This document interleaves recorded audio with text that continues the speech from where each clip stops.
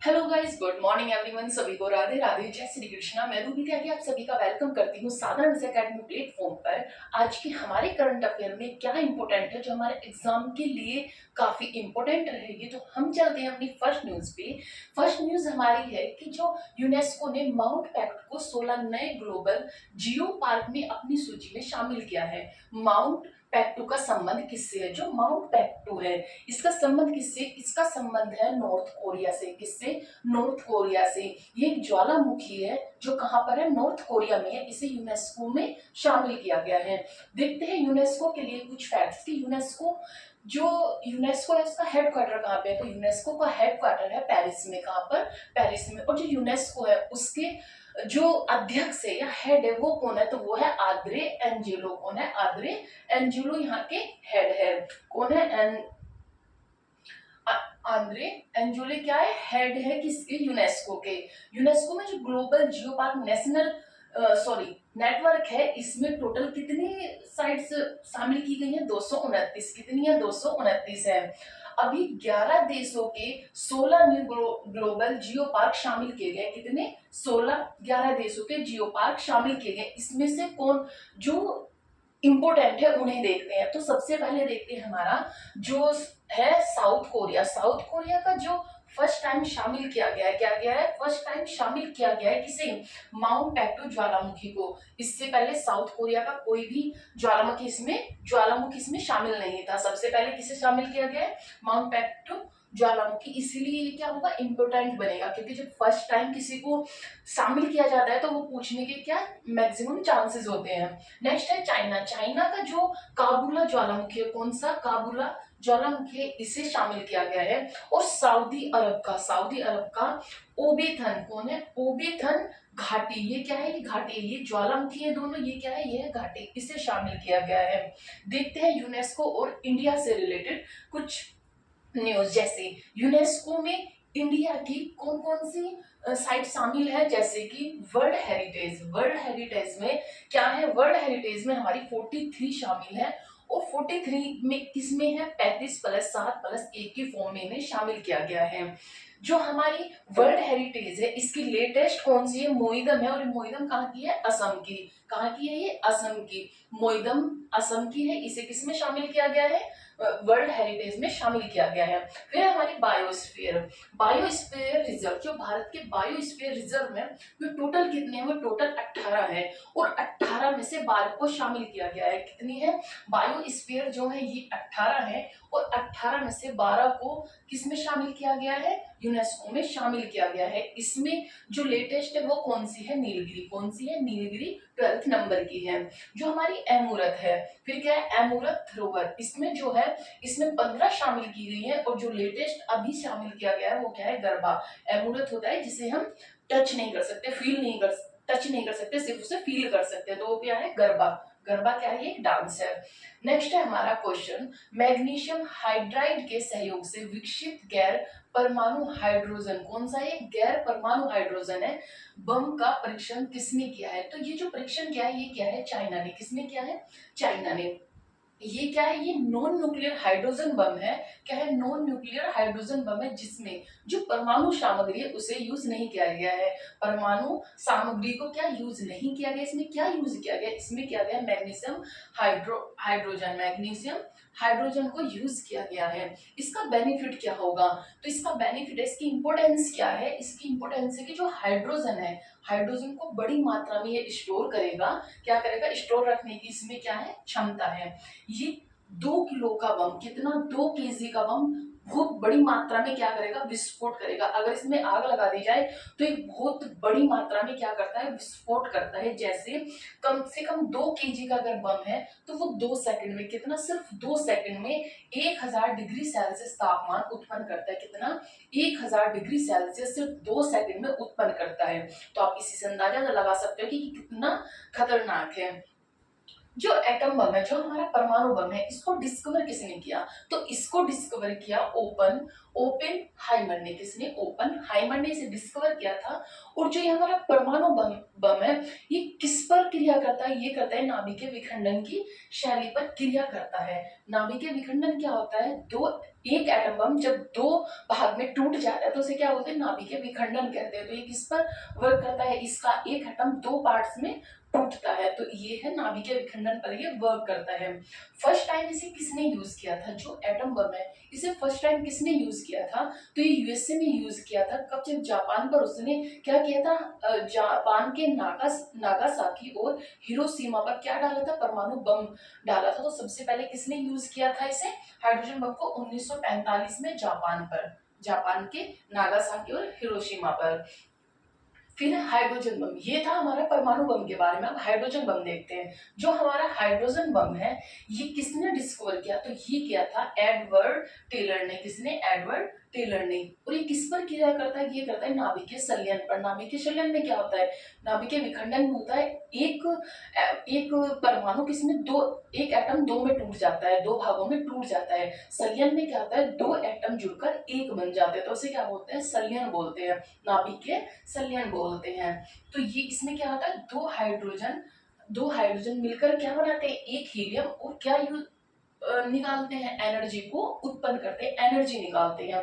इसका जो एग्जांपल हो क्या है, सूर्य। जो सूर्य है उसमें क्या होता है, दो हाइड्रोजन मिलकर हीलियम बनाते हैं और उससे क्या उत्पन्न होती है, एनर्जी उत्पन्न होती है। तो वो किसका रूप है, नाभिकीय संलयन का। तो इस पर क्या वर्क करता है, ये करता है हाइड्रोजन बम। ये वो हमारा हाइड्रोजन और परमाणु बम के बारे में कुछ जो इम्पोर्टेंट फैक्ट्स थे वो। फिर नेक्स्ट चलते हैं आईसीसी महिला T20 विश्व कप में। जो आईसीसी महिला T20 विश्व कप के फाइनल मैच में न्यूजीलैंड ने किस टीम को हराया, तो जो न्यूजीलैंड ने टीम को हराया है वो हराया है साउथ अफ्रीका ने। किसको, साउथ अफ्रीका को। इसमें जीता कौन, जो आईसीसी महिला T20 विश्व कप हुआ इसमें जीता कौन है, इसमें जीता है न्यूजीलैंड, और हारने वाला कौन है, साउथ अफ्रीका। कौन है, साउथ अफ्रीका। और जिसने प्लेयर ऑफ द मैच रहा है, कौन प्लेयर ऑफ द मैच रही है, वो कौन रही है, अमेलिया केर। कौन है, अमेलिया केर। ये न्यूजीलैंड की है, कहाँ की है, न्यूजीलैंड की है। नेक्स्ट न्यूज पर चलते हैं, आप इसका स्क्रीनशॉट ले लीजिए, मैं साइड हो जाती हूँ। इसके बाद हम देखते हैं अपनी नेक्स्ट न्यूज, क्या होगी हमारी next news. Alright, next news है हमारी। नेक्स्ट न्यूज है, वर्ष 2027 में फीफा महिला विश्व कप के 10वें संस्करण की मेजबानी करने वाला पहला दक्षिण अमेरिका देश कौन सा है, जिसने फीफा महिला विश्व कप के 10वें संस्करण की मेजबानी करने वाला जो दक्षिण अमेरिका का देश है, कौन सा, दक्षिण अमेरिका का जो पहला देश बना है वो किसने किया, वो किया ब्राजील ने। किसने, ब्राजील ने की है, क्या की है कि ये था वर्ष 2027 में जो फीफा महिला विश्व कप के 10वें संस्करण की मेजबानी करने वाला है पहला दक्षिण अमेरिकी देश कौन सा है, ब्राजील। जो फीफा है, ये फीफा वुमेन वर्ल्ड कप, ये कब स्टार्ट हुआ था, 1904 में हुआ था। और इसका जो हेडक्वार्टर है वो है जूरिक। कौन सा, जूरिक है, और ये स्विट्जरलैंड में है। कहाँ पर, स्विट्जरलैंड में, और ये जूरिक है, इसका हेडक्वार्टर है फीफा वुमेन वर्ल्ड कप का। फर्स्ट टाइम कब किया गया, फर्स्ट टाइम ये जो हुआ था ये स्टार्ट हुआ 1904 से, ठीक है। और जो फर्स्ट टाइम ये हुआ था ये होता 1991 में, कहाँ पर, चाइना में। कहाँ पर, ये चाइना में हुआ था, सबसे जो फर्स्ट हुआ था। नेक्स्ट है 2023 में जो लास्ट टाइम अभी हुआ था वो 9th नंबर का हुआ था। कौन सा, 9th नंबर का हुआ था। और किसने इसे, जो इसका वो किया था, किसने इसकी मेजबानी की थी, तो वो की थी ऑस्ट्रेलिया और न्यूजीलैंड ने, दोनों ने मिलकर। किसने मेजबान, इसे होस्ट किसने किया था, होस्ट किया था ऑस्ट्रेलिया और न्यूजीलैंड दोनों ने मिलकर। इसमें जो जीतने वाली टीम थी वो कौन, कहाँ की थी, वो थी स्पेन की। विजेता टीम स्पेन की थी। और किसको हराया था, तो इंग्लैंड को हराकर स्पेन ने जीत हासिल की थी। ये क्या होता है, ये एवरी 4 ईयर में आता है, क्या, प्रत्येक 4 साल में इसे कंडक्ट कराया जाता है। और जो अब ये 2023 का हुआ था ये ऑस्ट्रेलिया और न्यूजीलैंड ने किया था। और अब 4 साल बाद होगा 2027 में। और इसे कौन होस्ट करेगा, तो वो करेगा ब्राजील। कौन करेगा, ब्राजील इसे होस्ट करेगा। 2027 में ये 10वें नंबर का होगा। फीफा के जो हेड है वो कौन है, फीफा के हेड है इन्फेंटिनो। कौन है, इन्फेंटिनो इसके हेड है। जो ब्राजील है ये किस लिए फेमस है, ब्राजील कॉफी के उत्पादन के लिए क्या है, फेमस है। जो कॉफी का उत्पादन है फर्स्ट नंबर पे होता है ब्राजील में होता है। कहाँ पर, ब्राजील में होता है। और गन्ने का भी उत्पादन फर्स्ट नंबर पर कौन है, ब्राजील है। कॉफी का उत्पादन, बड़ी मात्रा में कॉफी का उत्पादन किया जाता है, जिसमें पूरे विश्व में क्या फर्स्ट नंबर पर है। और गन्ने का भी यहाँ पर उत्पादन किया जाता है, जिसमें भी ये फर्स्ट नंबर पर है। कॉफी के जो बागान है, वहां पे जो कॉफी के बहुत बड़े बड़े बाग होते हैं, बागान होते हैं, उन्हें क्या बोलते हैं? उन्हें बोलते हैं फेजेंडा। क्या बोलते हैं? फेजेंडा बोला जाता है। नेक्स्ट है कॉफी का जो बंदरगाह है, जो ब्राजील में कॉफी का बंदरगाह है, तो वो कौन सा है? वो है सेंटोस। कौन सा है? सेंटोस में कॉफी का बंदरगाह है। ये था हमारा फीफा के बारे में कि फीफा वुमेन वर्ल्ड कप का जो शुरुआत की गई, उद्घाटन किया गया 1904 में। जो इसका फर्स्ट टाइम हुआ था ये 1991 में चाइना में हुआ था। हेडक्वार्टर है इसका ज्यूरिख, और जो इसके हेड है वो है इन्फेंटिनो है। और जो 2023 में हुआ था वो ऑस्ट्रेलिया और न्यूजीलैंड ने किया था, और 2027 में ब्राजील में होगा। ये जो इंफॉर्मेशन है, जैसे कि इसका फर्स्ट टाइम कहाँ हुआ था, लास्ट टाइम कहाँ पर हुआ था, जैसे 2023 का कहाँ पे हुआ, 2027 का कहाँ पर होगा, तो एग्जाम में इसी तरह से क्वेश्चन पूछे जाते हैं और काफी इंपॉर्टेंट होते हैं, क्योंकि हर बार फीफा से कुछ ना कुछ पूछ लिया जाता है। जैसे फीफा हुआ, आईआईसी क्रिकेट हुआ, तो इन सब में क्या है, इनसे क्वेश्चंस आते हैं, तो आप इन्हें याद रखेंगे और हेड भी याद रखेंगे। इसके हेड कौन है और हेड क्वार्टर कहाँ पे है, इसका हेड क्वार्टर मैक्सिमम टाइम पूछे जाते हैं। तो ये हुआ। नेक्स्ट क्वेश्चन देखते हैं, सेबी का 11वां प्रमुख किसे नियुक्त किया गया? जो सेबी का 11वें प्रमुख है, उन्हें किसे नियुक्त किया गया? वो है तुहिन कांता पांडे। कौन थे ये पहले आईएएस ऑफिसर थे, तुहिन कांता पांडे। इन्हें क्या सेबी का 11वां प्रमुख नियुक्त किया गया है। नेक्स्ट न्यूज है हमारी, अंग्रेजी को आधिकारिक भाषा, क्या अंग्रेजी को आधिकारिक भाषा के रूप में किसने नाम किया है? तो ये क्या है, अमेरिका ने अब उसे क्या किया है, उसे अपनी आधिकारिक भाषा के रूप में नामित किया है, तो वो है अमेरिका, यूएसए। नेक्स्ट न्यूज है हमारी, 5 साल बाद कैलाश मानसरोवर यात्रा प्रारंभ करने की घोषणा की है, इसका संबंध किससे है? जो हमारी कैलाश मानसरोवर यात्रा है, ये क्या, ये रोकी गई थी, और अब ये कब स्टार्ट हुई है? 5 साल बाद स्टार्ट की गई है, रीस्टार्ट की गई है। जब कोरोना की वजह से इसे निलंबित कर दिया गया था, पोस्टपोन कर दिया गया था इस यात्रा को। इसके बाद हमारा चाइना के साथ विवाद हुआ। कौन सा? हमारा चाइना के साथ गलवान घाटी का विवाद हुआ, जिसकी वजह से इसे फिर रोक दिया गया, क्योंकि इसका जो रास्ता किधर से होते हुए जाता है, तिब्बत से होते जाता है। तिब्बत में जाने के लिए इसके 2 रास्ते हैं, 2 रूट है। एक है कि हम उत्तराखंड से स्टार्ट करें, और दूसरा है हमारा सिक्किम से। उत्तराखंड में जो है वो है लिपू लेक दर्रा, उत्तराखंड के लिपू लेक दर्रा से इसकी स्टार्ट की जाती है, और दूसरा है नाथुला दर्रा, ये सिक्किम में है। कहाँ पे है? नाथुला दर्रा सिक्किम में है। तो ये किससे है? लिपू लेक और नाथुला दर्रा सिक्किम में, इससे इसका संबंध है। इसके 2 रूट है, एक उत्तराखंड से और दूसरा है सिक्किम से।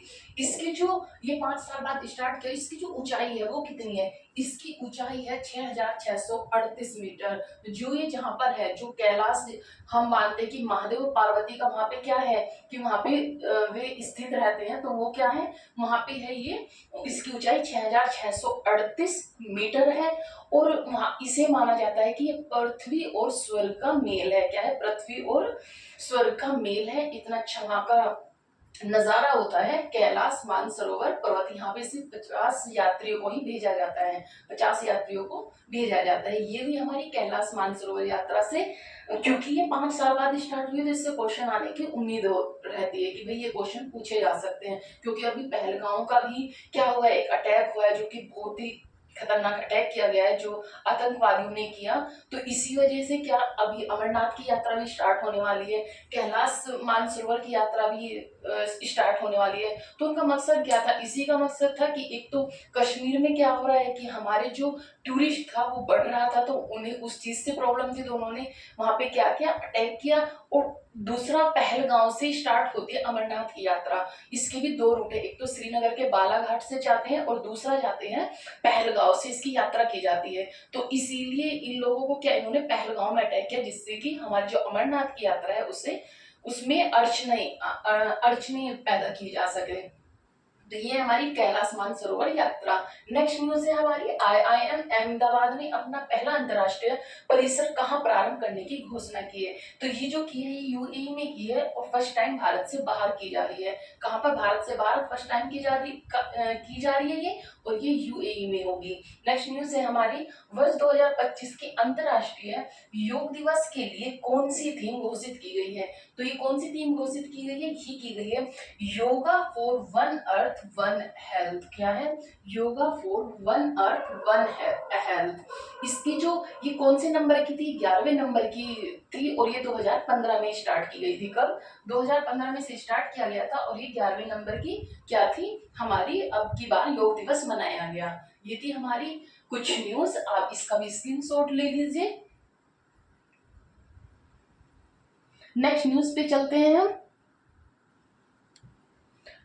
नेक्स्ट देखते हैं, नेक्स्ट न्यूज है हमारी, भारत का पहला प्रोटोटाइप फास्ट ब्रीडर रिएक्टर कहाँ प्रारंभ हुआ।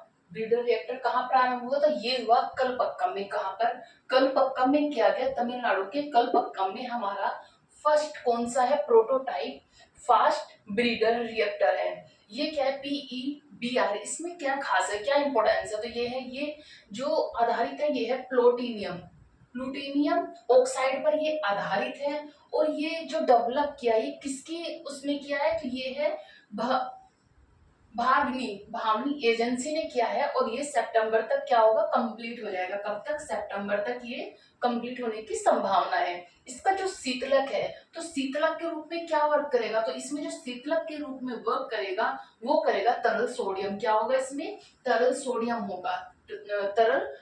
होगा। ये था हमारा इसके बारे में। जो हमारा प्रोटोटाइप फास्ट ब्रीडर रिएक्टर है, इसमें प्लूटोनियम ऑक्साइड के आधारित होगा। इसका जो शीतलक होगा तरल सोडियम होगा। और नॉर्मली जो परमाणु भट्टी होती है, इसका डिस्कवर किसने किया था? फर्मी ने किया था। किसने किया था? फर्मी ने किया था। और न्यूक्लियर रिएक्टर जो इसमें फ्यूल यूज किया जाता है, इसमें फ्यूल होता है यूरेनियम। क्या होता है इसका फ्यूल होता है यूरेनियम 235। क्या है? यूरेनियम 235। और इसमें क्या की जाती है? इसमें न्यूट्रॉन की बूछार की जाती है। और इसका क्या है? इसका फ्यूल क्या है? प्लूटोनियम ऑक्साइड आधारित। क्या है? प्लूटोनियम ऑक्साइड आधारित। जो उसकी नियंत्रक छड़ है, वो नियंत्रक छड़ किस चीज की बनी हुई है? तो वो बनी हुई है कैडमियम और बोरॉन की। किसकी? कैडमियम और बोरॉन की। हमने पढ़ा है, जैसे केमिस्ट्री में हमने देखा भी होगा, जब हम परमाणु भट्टी हमने पढ़ा था, तो उसमें हमने देखा था कि कैडमियम की और बोरॉन की क्या छड़ लगाई गई थी। तो वो किसका काम करते हैं? ये नियंत्रक छड़ का काम करती है। जो इसका मंदक है, परमाणु रिएक्टर का जो मंदक होता है, ये होता है ग्रेफाइट और भारी जल। क्या होता है? ग्रेफाइट और भारी जल, D2O। क्या है? D2O भारी जल।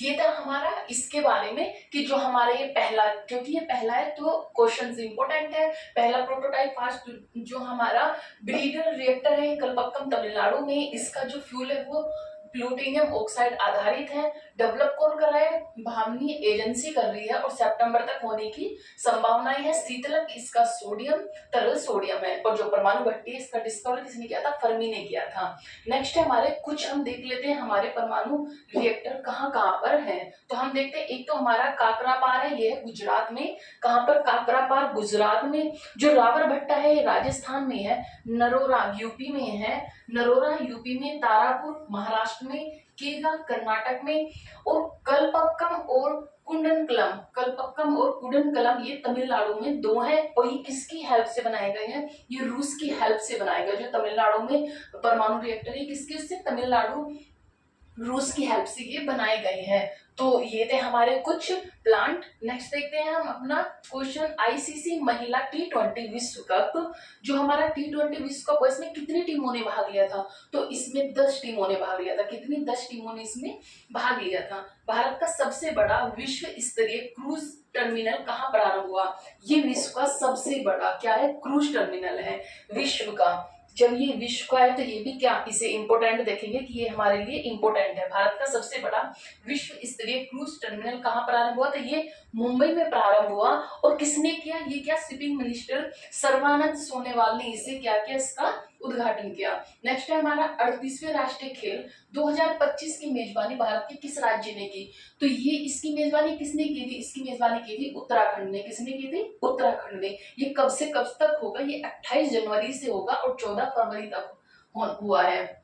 28 जनवरी से 14 फरवरी तक ये खेल हुए थे। और इसमें जो खिलाड़ी थे, खिलाड़ी कितनों ने भाग लिया था? तो इसमें 11,340 खिलाड़ियों ने भाग लिया था। कितना? 11,340 खिलाड़ियों ने भाग लिया था। इसका शुभंकर क्या था? मौली था। इसका शुभंकर क्या था? मौली था। ये पहले मैं पढ़ा चुकी हूँ, जिससे कि आपका रिवीजन हो जाए, इसीलिए कुछ क्वेश्चंस उठाकर लेकर आई हूँ। टैगलाइन क्या थी इसकी? टैगलाइन थी संकल्प से शिखर तक। क्या थी टैगलाइन इसकी? संकल्प से शिखर तक। और जो इसमें प्रतिस्पर्धाएं हुई, ये कितनी हुई? 32 प्रतिस्पर्धाएं हुई। कितनी? 32। और 3 शीर्ष टीमें जो थी इसकी, 3 शीर्ष टीमें कौन कौन सी थी? एक थी सर्विसेज महाराष्ट्र और एक थी हरियाणा की। एक महाराष्ट्र की और एक हरियाणा की।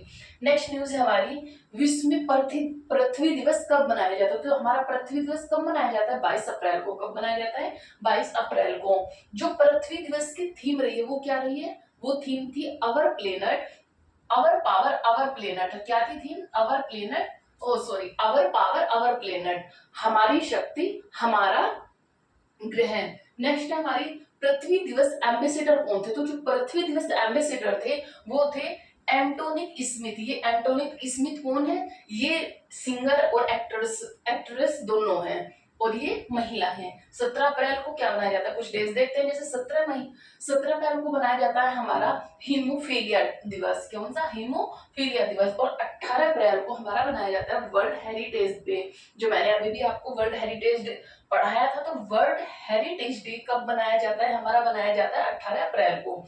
19 अप्रैल को हमारा वर्ल्ड लीवर डे बनाया जाता है। 21 अप्रैल को सिविल सर्विसेज डे बनाया जाता है। और 24 अप्रैल को हमारा पंचायती राज दिवस बनाया जाता है। जो पंचायत का संगठन होता है कौन से आर्टिकल में होता है? तो वो आर्टिकल 40 में होता है। किसमें?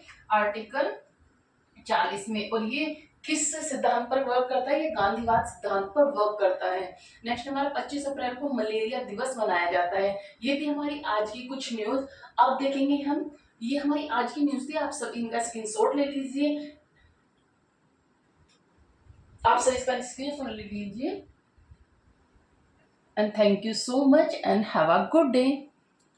आई होप आप सबने इसका स्क्रीनशॉट ले लिया होगा। ऑलराइट।